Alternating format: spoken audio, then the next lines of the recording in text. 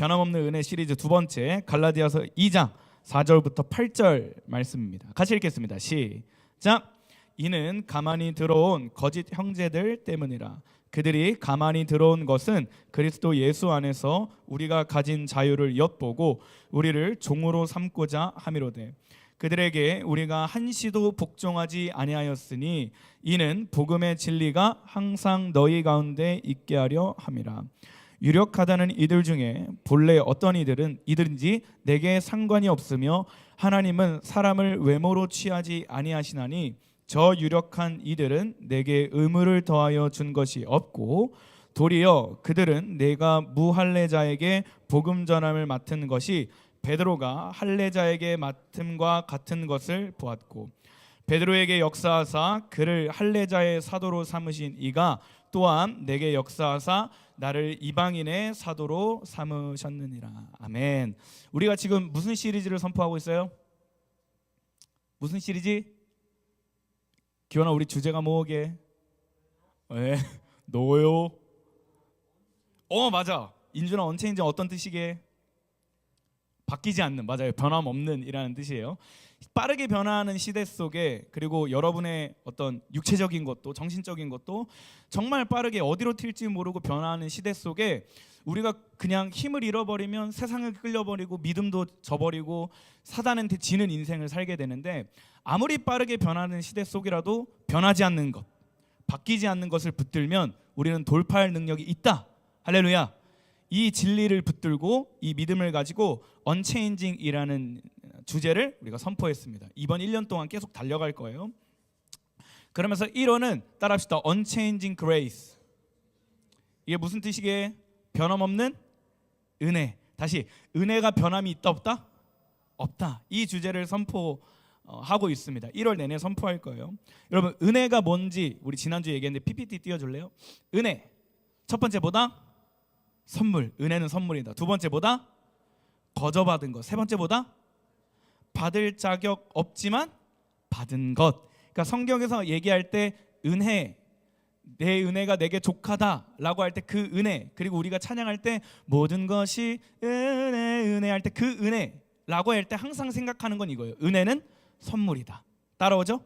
은혜는 거저받은 것이다. 또 은혜는 받을 자격 없지만 받은 것이다 라는 것에 대한 이 정의를 잘 갖고 있어야 돼요. 근데 성경이 더 명확하게, 더 정확하게 이 은혜를 누구라고 얘기하냐면, 따라합시다. 예수님. 한 번 더. 예수님. 그러니까 성경이 말하고 있는 은혜, 오늘도 우리가 누리고 고백하는 은혜는 예수님이어야 하는 거예요. 자, 따라합시다. 예수님은 변하지 않습니다. 한 번 더. 예수님은 영원토록 변하지 않습니다. 아멘. 예수님이 변하지 않는다라는 건 뭐냐면, 예수님께서 이미 해결하신 우리의 죄사함도 변하지 않는다라는 거예요. 아멘. 예수님이 변하지 않으시기 때문에 우리에게 주시는 하나님의 사랑도 변함이 있다 없다? 없다. 예수님이 변하지 않기 때문에 우리에게 주시는 하나님의 소망, 미래가 변함이 있다 없다? 없다. 예수님이 변함 없기 때문에 하나님의 말씀, 예수님의 말씀은 지원아 변함이 있다 없다? 없다. 그러면 예수님이 주시는 은혜는 시온아 변함이 있다 없다? 없다. 굉장히 중요한 거예요. 그래서 오늘 Unchanging Grace 두 번째 시간인데 잘 듣고 이 변함없는 은혜의 깊이를 더 누리는 우리가 되기를 소망합니다. 한 번 더 따라할게요. 여러분 자꾸 눈이 잠드는 것 같아서. 제가 여러분 재우는 거 아니고 지금 시작한 지 3분도 안 됐어. 공기가 무거워서 그런 거니까. 따라합시다. 말씀은 변하지 않는다. 복음은 변하지 않는다. 예수님은 변하지 않는다. 자, 옆 사람 보고 인사합시다. 세 가지. 시작. 말씀은 변하지 않는다. 복음은 변하지 않는다. 예수님은 변하지 않는다. 꼭 기억하셔야 돼요. 3달, 4달 동안 이 메시지를 계속 선포할 건데 언체인징 하면 그냥 자동적으로 말씀은 변하지 않는다. 복음은 변하지 않는다.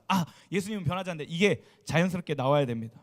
자, 그래서 오늘은, 지난주는 우리가 하나님의 은혜는 절대 영원토록 변하지 않는다. 그래서 변함없는 은혜 속에 우리가 다시 돌아가자라는 메시지를 선포했어요. 기억나죠? 그래서 막 여기 벽에 있는 전기 콘센트 얘기하면서, 기억나죠? 이 콘센트, 전기를 공급하는 콘센트 잘못, 아니면 콘센트에서 전기를 뺀 사람 잘못? 뺀 사람 잘못, 히터를 틀어 있는 저 에어컨이 잘못, 아니면 영하 12도에 나가서 경찰과 도둑하다가 감기 걸린 사람 잘못.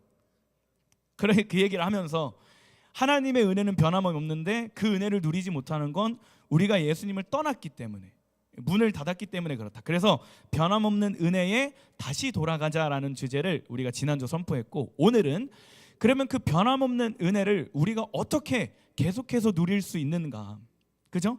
이게 우리의 매일매일의 숙제잖아요. 해야 되는 그것에 대한 메시지를 세 가지를 준비했습니다. 첫 번째, 변함없는 은혜를 누리기 위해선 믿음의 고집을 가져야 돼요. 자, 말씀 같이 보겠습니다. 갈라디아서 2장 3절에서 4절이에요. 시작.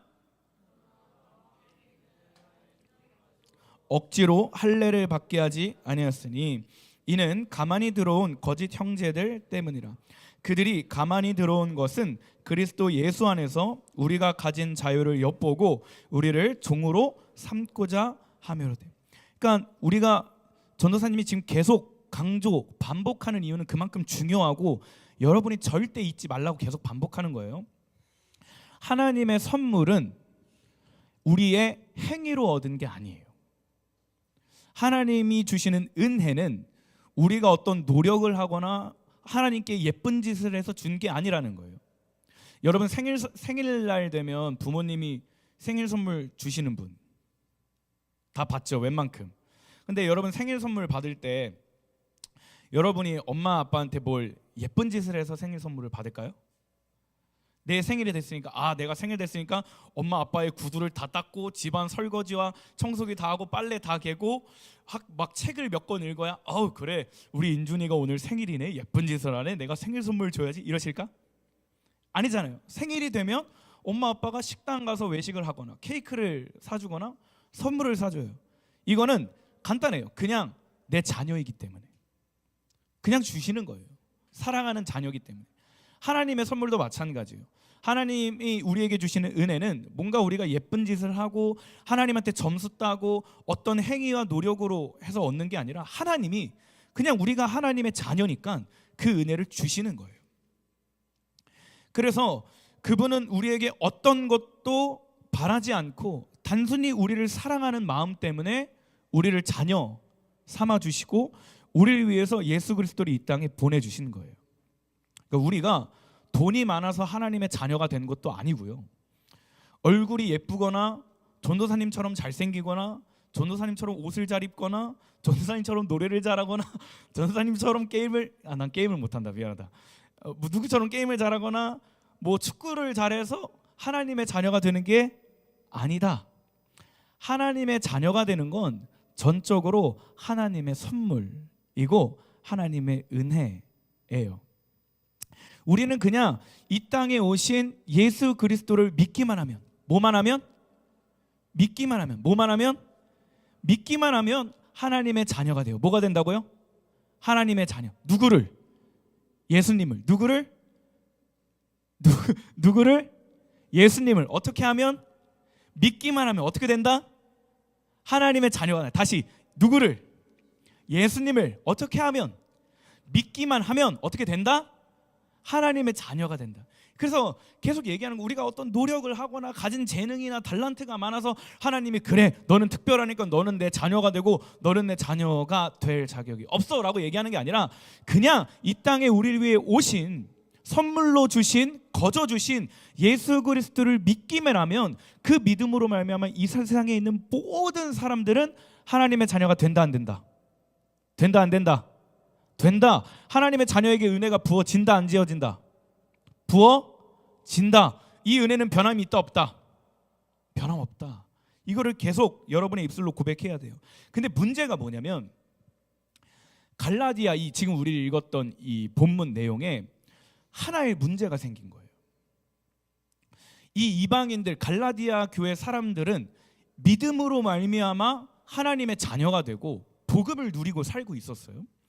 근데 거짓 형제들이라고 하는 거짓 예언자들 혹은 거짓 교사들이라고 얘기하는 사람들이 와서 하나님께서 거저 주신 은혜를 다르게 해석하고 다르게 전달하고 있는 거예요. 뭐냐면 할례를 받으라는 거야. 혹시 할례에 대해서 들어본 사람? 아는데 얘기를 안 하는 거. 할례 뭔지 알아요? 인준아 들어봤어? 들어봤어? 오케이. 할례는 요즘 말로 얘기하면 포경수술. 기범아 너무 부끄러워하는데. 포경수술이에요.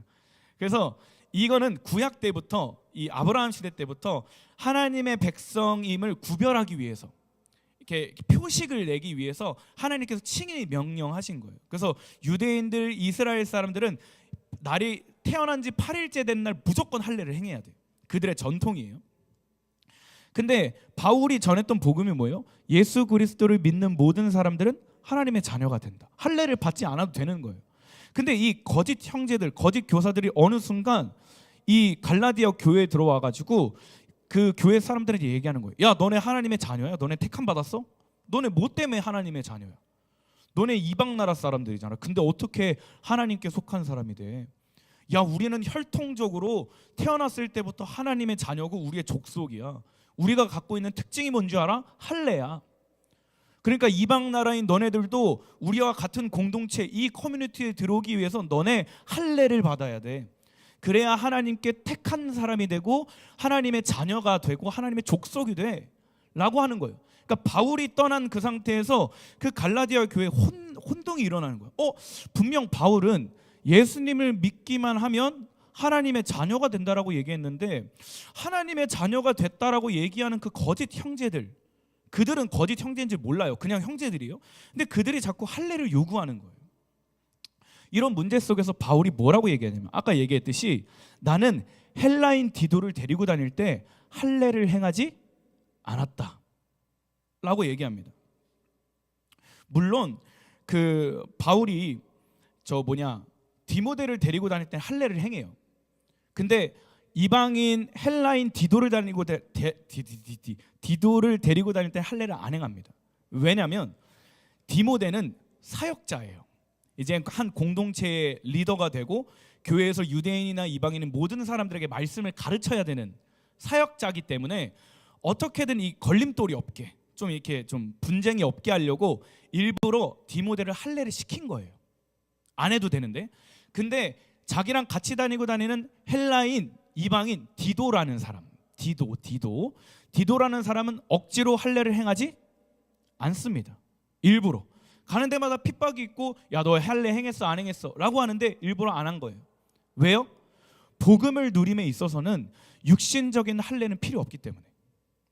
하나님의 자녀가 되기 위해서 할례를 할 필요가 있다 없다? 없다. 나의 어떤 행위와 나의 노력과 나의 열심과 내가 뭔가를 해서 하나님의 자녀가 되는 게 아니라, 우리가 오늘날 하나님의 자녀가 되기 위해선 우리를 위해 이 땅에 오신 누구? 예수 그리스도를 어떻게 하면? 믿기만 하면 뭐가 된다? 하나님의 자녀가 되는. 이게 은혜고 이게 거저받은 거예요. 바울은 가는 곳마다 이 은혜를 자랑하고 증거하고 가르치기 위해서 일부러 이 디도라는 사람을 할례를 안 시킨 거예요. 그럼 바울 안에 뭐가 있었던 거예요? 믿음의 고집. 아무리 주변 사람들이 뭐라고 한들, 그 당시의 문화가 어떻고 그들의 정통이 어떻고 그들의 사회적인 어떤 흐름이 어떻든지 간에 바울은 뭘 얘기했냐면, 세상에서 들려오는 그 어떤 가치관, 그 어떤 논리, 그 어떤 사상에 귀 기울인 게 아니라 하나님이 말씀하신 것을 집중한 거예요. 예수님이 이 땅에 오셔서 제자들에게, 사도들에게 가르치신 그 말씀만을 본 거예요. 믿음의 고집을 가졌던 거예요. 예수님이 언제 할례를 행해야 하나님의 자녀가 된다라고 얘기하셨어?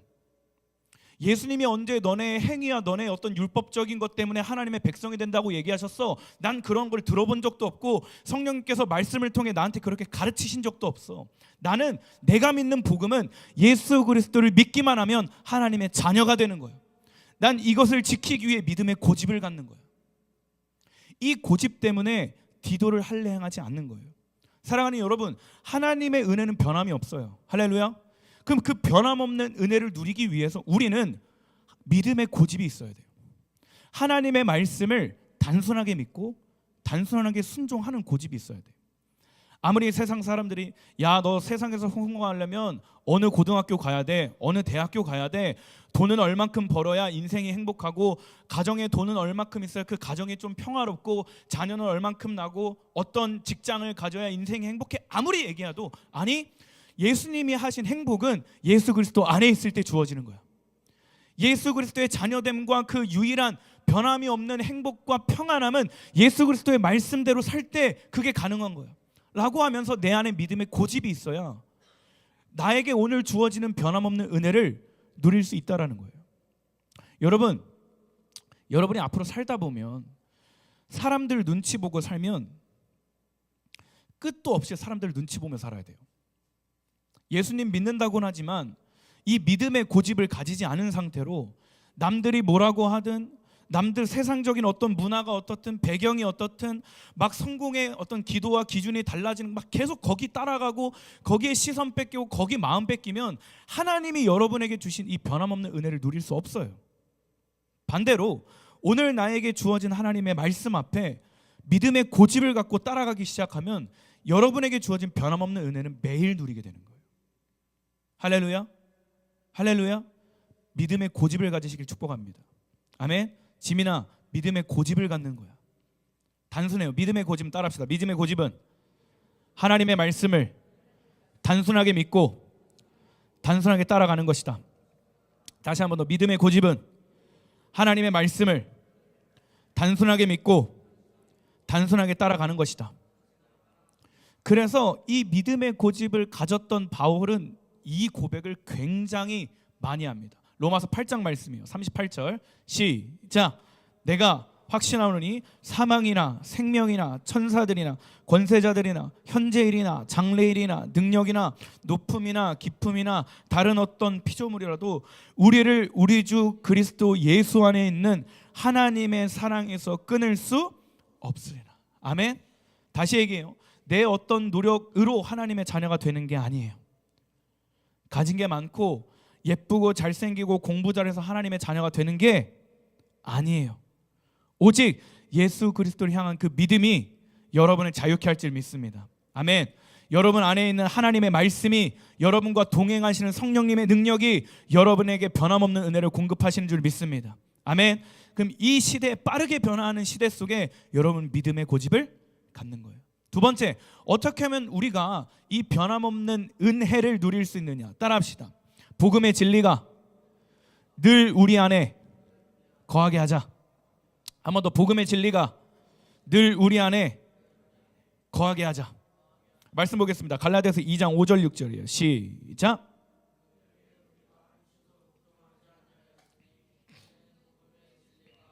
너희 가운데 있게 하려 함이라. 유력하다는 이들 중에 본래 어떤 이들이든지 내게 상관이 없으며 하나님은 사람을 외모로 취하지 아니하시나니 저 유력한 이들은 내게 의무를 더하여 준 것이. 바울이 그 갈라디아 교회 공동체에게 전하는 메시지는 하나였어요. 믿음을 잃지 마십시오.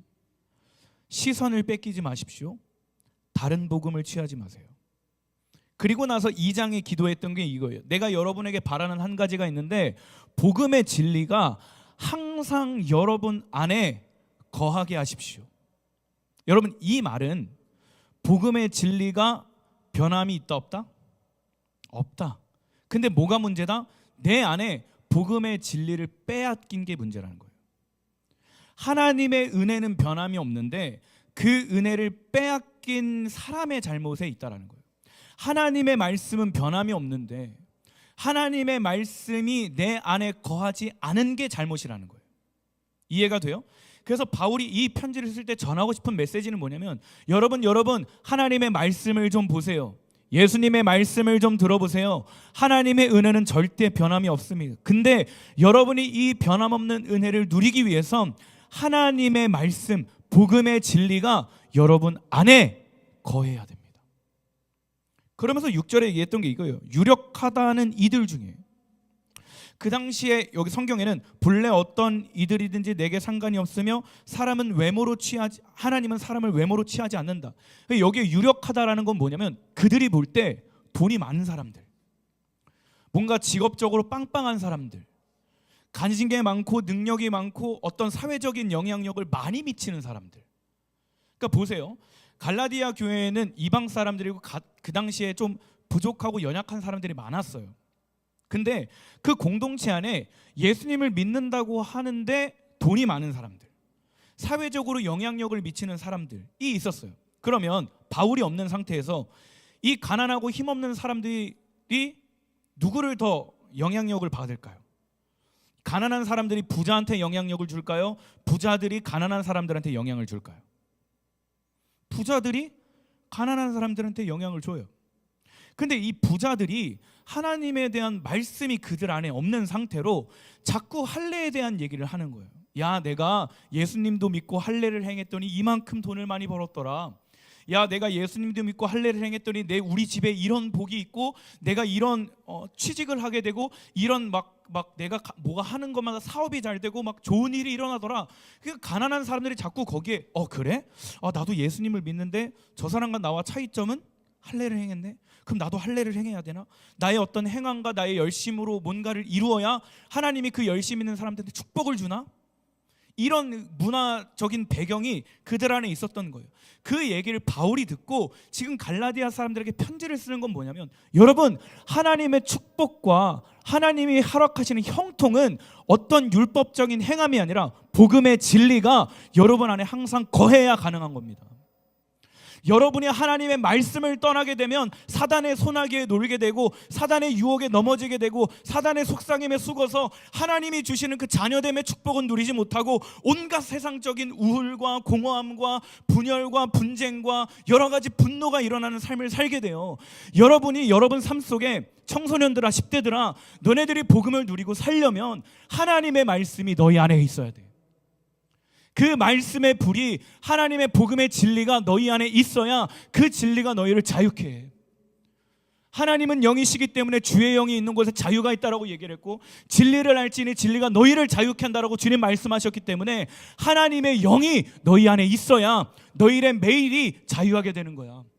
하나님의 말씀이 너희 안에 있어야 너희가 늘 자유함을 누리고 사는 거야. 비록 내가 집안에서는 예쁨 받지 못하는 자녀일 수 있지만, 비록 내가 세상적인 기준에서 남들과 비해 가진 게 조금 없고 능력이 조금 없을 수 있지만, 하나님의 사랑이 너희들 안에 있으면, 그 말씀이 너희들 안에 거하면, 너희들 안에 항상 그 복음의 진리가 있게 하면 너네는 하나님의 변함없는 은혜를 누리며 살 거야. 이 얘기를 하고 있는 거예요. 여러분, 제가 포도알갱이 매주 얘기하잖아요.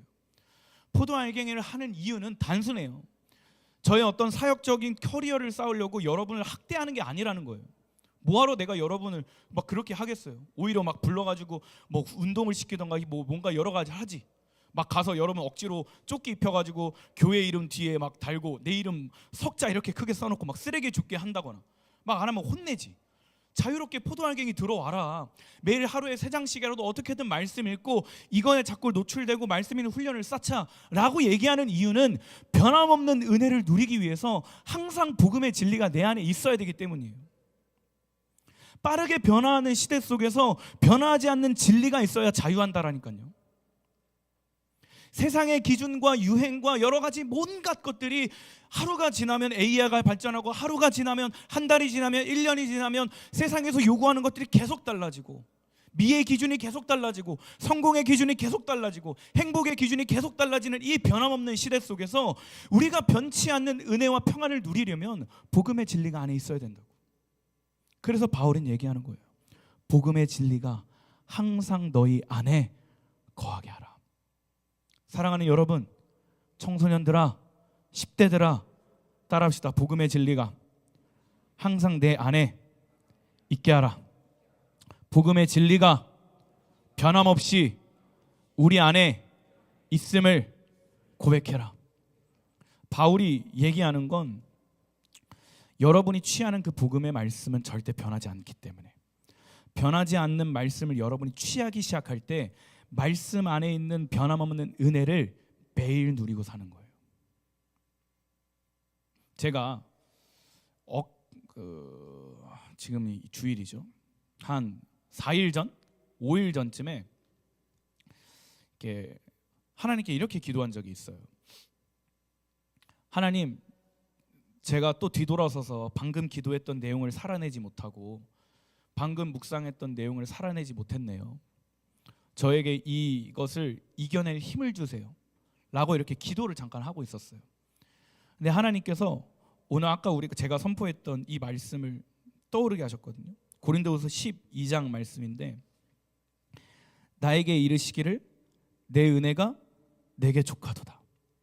이 능력이 약한 데서 온전하여짐이라. 근데 이 말씀이 내 안에서 한 4일 전쯤에 떠오른 거예요.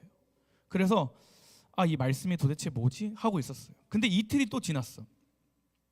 근데 또 내가 분명 어제 저녁에 포도알갱이에서 묵상했고 오늘 아침에 하나님의 말씀 읽어서 기도하고 말씀 통독하고 묵상하고 했는데 성경을 닫자마자 또 내 육신의 연약함이 나오는 거야. 하지 말아야 될 생각들을 또 하게 되고, 판단하지 말아야 할 것들을 또 판단하게 되고, 내뱉지 말아야 될 것들을 또 내뱉고.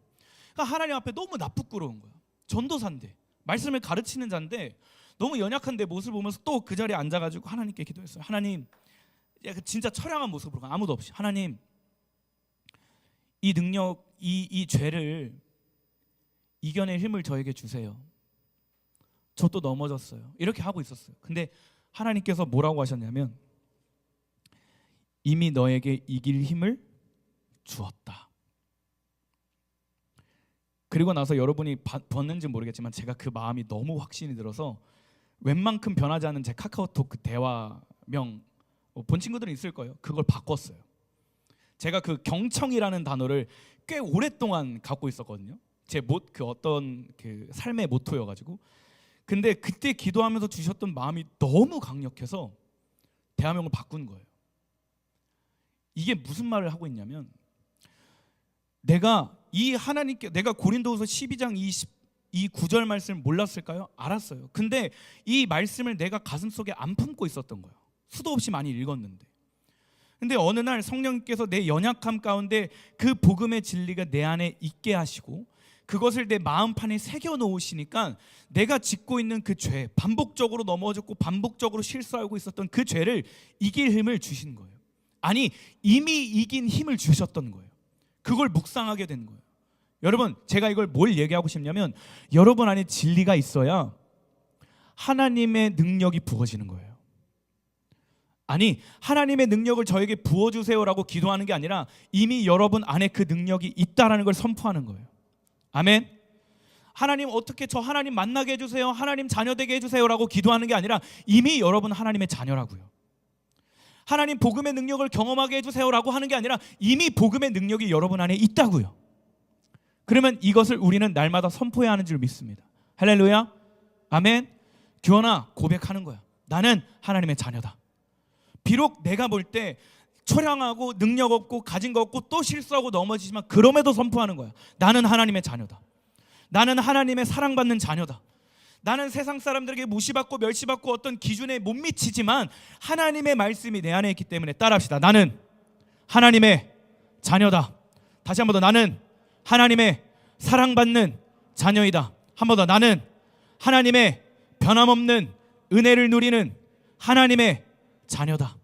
이걸 선포할 수 있는 여러분 되기를 소망합니다. 아멘. 마지막 세 번째, 변함없는 은혜를 누리기 위해서 우리는 사명의 자리로 뛰어들어야 돼요. 첫 번째는 믿음의 고집을 갖는 거예요.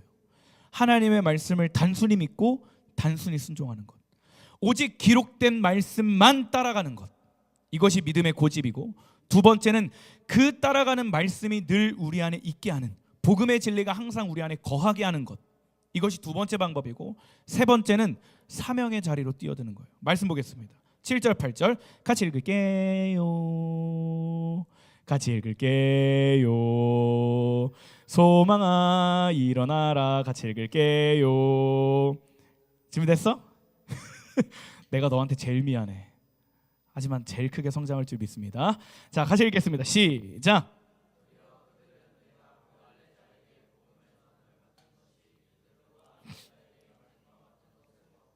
베드로에게 역사하사 그를 할례자의 사도로 삼으신 이가 또한 내게 역사하사 나를 이방인의 사도로 삼으셨느니라.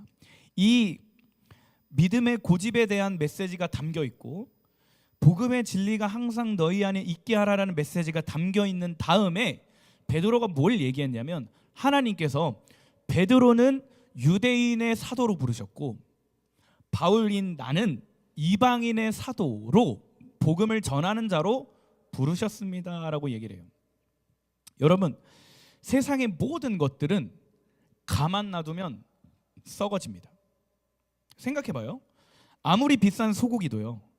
2 플러스 1, 2 플러스 맞나? 2 플러스 1 A급 소고기도요. 사놓고 가만히 놔두면 썩을까 안 썩을까?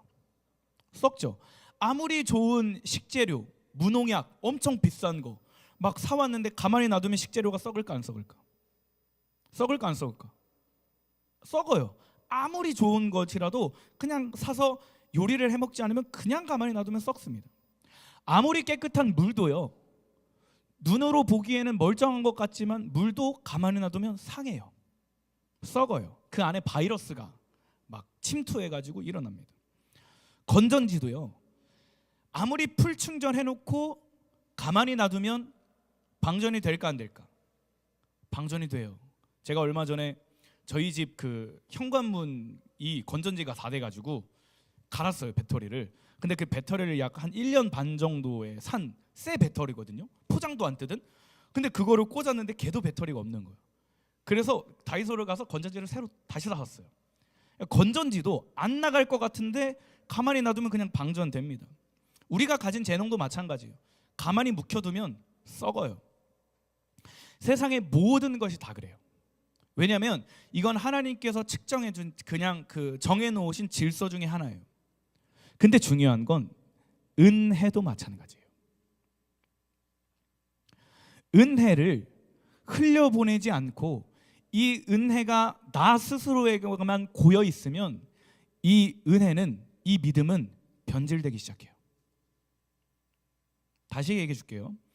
하나님의 은혜는 변함이 없지만 이 변함없는 은혜를 받았어요. 근데 그 받은 은혜가 어제의 은혜로 머물러 있고 그 받은 은혜가 1년 전에 머물러 있고 저번 수련회의 은혜로 머물러 있으면 그 은혜는 어느 순간 내 믿음을 변질시키게 되고요. 내 믿음을 점점 더 약해지게 만들고요. 복음을 이용하게 만들어요. 보세요. 유대인들이 자신이 갖고 있었던 특권, 어떤 정통적인 육체적인 그들의 특권도 있었고요. 그 이방인 갈라디아 교회 안에 유대인들, 그리스도인들도 있었어요.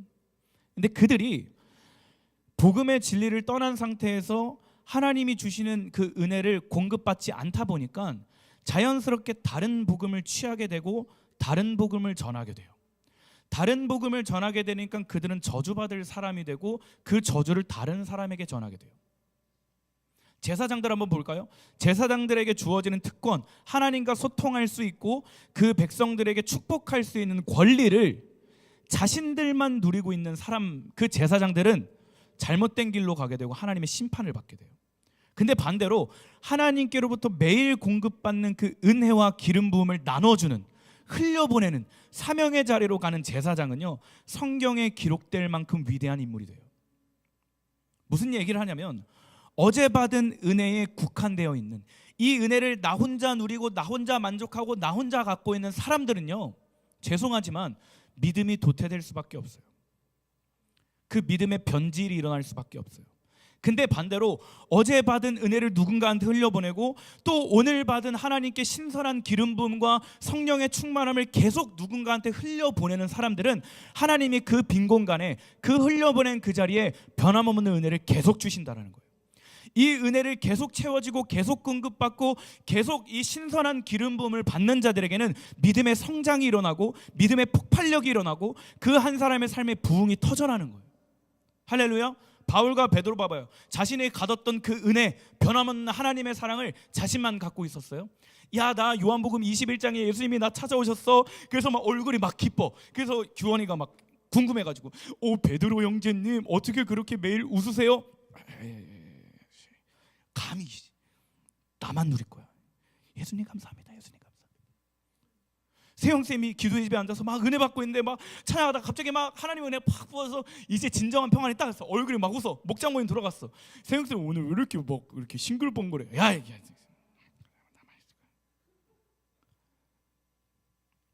그렇게 되면 하나님의 말씀을 편향적으로 편협적으로만 받아들이게 되고 그것은 내 믿음을 약하게 만들고 그 믿음 때문에 내 신앙이 도태되는 일이 일어나요.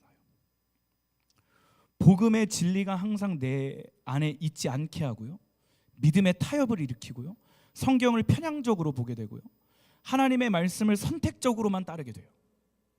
근데 반대로 사명의 자리에 뛰어드는 사람은 하나님의 말씀을 전하고 하나님의 은혜를 전해야 되는 사람이기 때문에 날마다 공급받는 은혜가 아니고서는 살아낼 수가 없어요.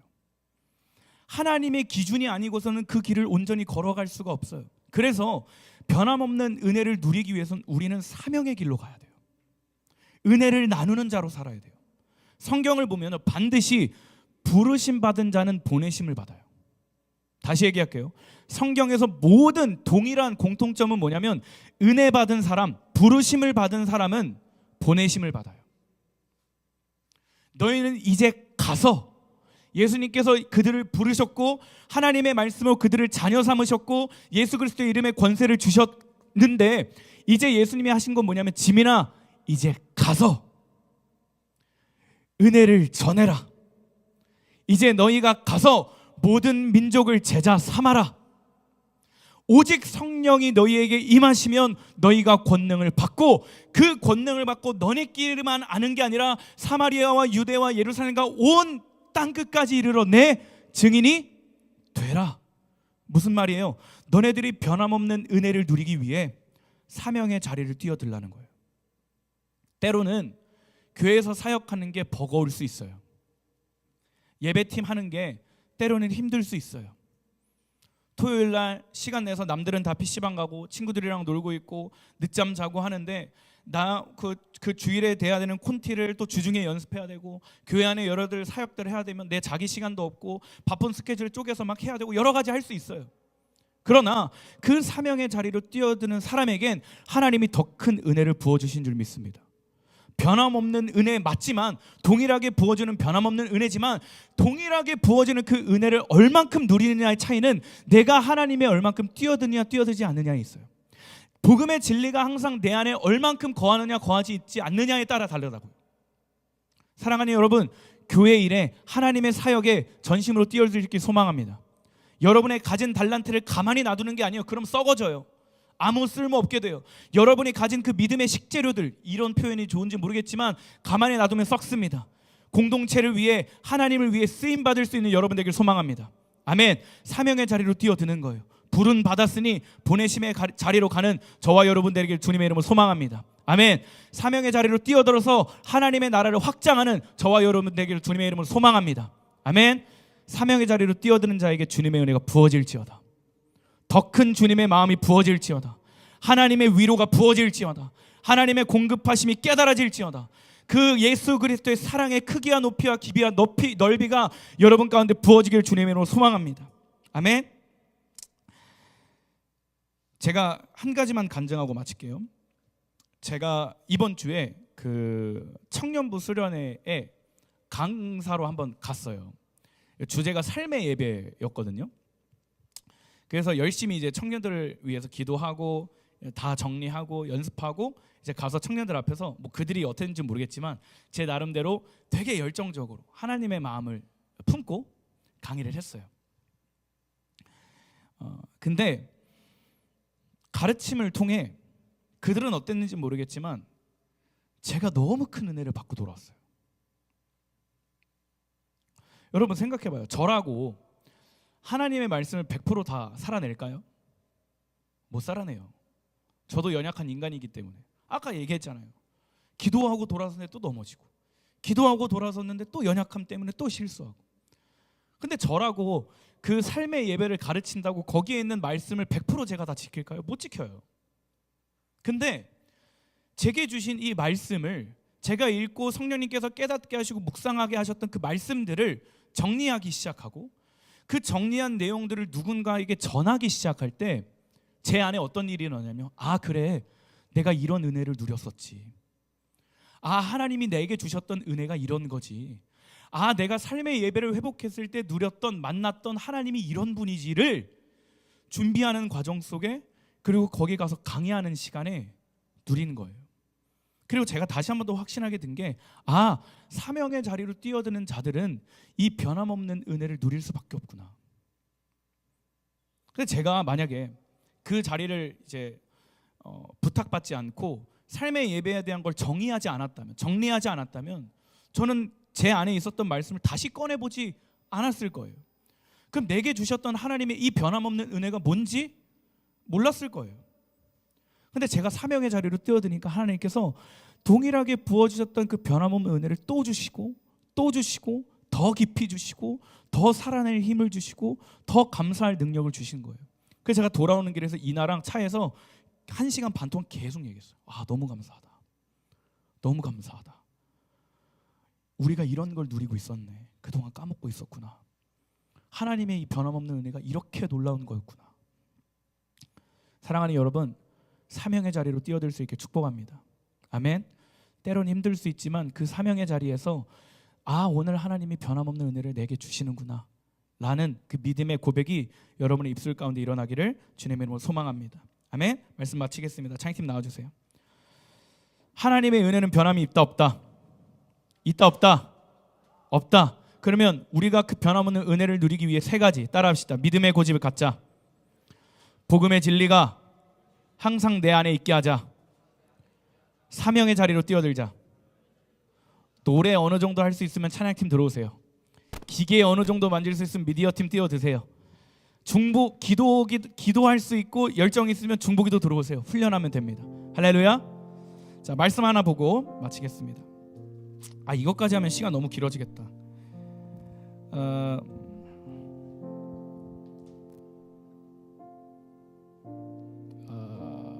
그래도 할까? 그래도 하자. 갈라디아서 2장 9절 10절이에요. 같이 읽겠습니다. 시작.